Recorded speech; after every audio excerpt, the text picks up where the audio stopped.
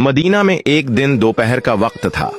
धूप तेज थी और एक ऊंट गली में खड़ा था। ऊंट बहुत थका हुआ और प्यासा था। उसका मालिक उसे बांधकर कहीं चला गया था। ऊंट के आंखों में आंसू थे। इतने में एक लड़का अहमद वहां से गुजरा। वो मस्जिद से वापस आ रहा था। अहमद ने ऊंट को देखा तो फौरन उसके पास गया।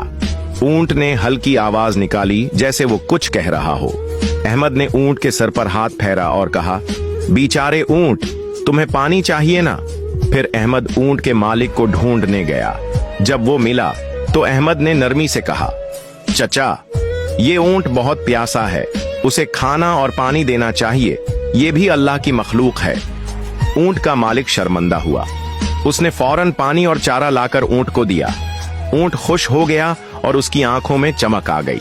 अहमद ने सब बच्चों को बताया कि जानवरों से भी प्यार करना चाहिए, क्योंकि अल्लाह सबको पसंद करता है जो रहम दिल होते हैं।